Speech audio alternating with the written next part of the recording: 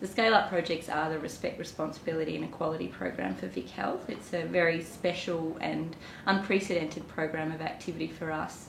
In 2007 we released the Preventing Violence Against Women framework, which is called Preventing Violence Before It Occurs. And it told us that we need a whole lot of activity to occur in different places and with different population groups all at the same time at multiple levels to actually achieve changes in gender inequality and gender stereotypes. So we thought, well, we don't know how to do that. We've got to start building the practice one setting at a time.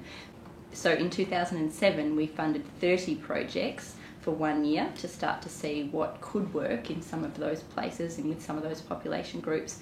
And then in 2008 we chose 5 of those projects to scale up so that they would have 3 years of long-term investment to get really deep into the setting and deep work with the population group and then build practice out of that. So we're sort of at the other end of that process now and have 5 pieces of evidence that tell us how to do prevention effectively in those places.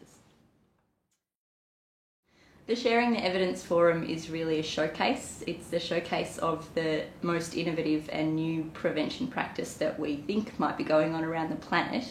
It was unveiling those scale-up projects and a chance for them to talk about what's actually worked and what they've learnt in their projects over the last 3 years.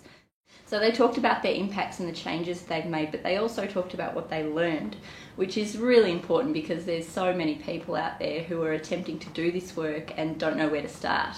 So in a sense, these scale-up projects have given them a start and shown them this is what works and this is what we learned from trying to do it in our place. We're really interested in sharing what we've learned. The Sharing the Evidence Forum was about kind of unveiling the work and showcasing it. Now what we want is for others to pick it up. The whole point of primary prevention is to stop violence before it occurs. So that means it can't just be the women's health organisations and the family violence organisations and the sexual assault organisations doing the work. It has to be the mainstream.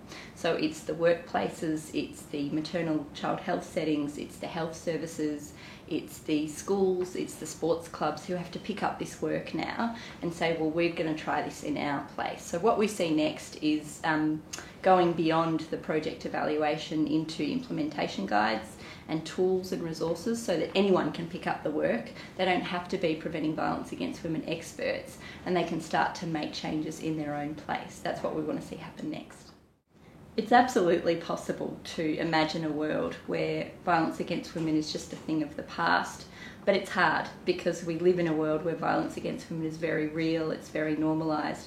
I think that doing primary prevention work or gender equity work requires a bit of imagination. It requires us to say what would that world look like and then work towards it because we don't have to live with violence against women, we can make it a thing of the past.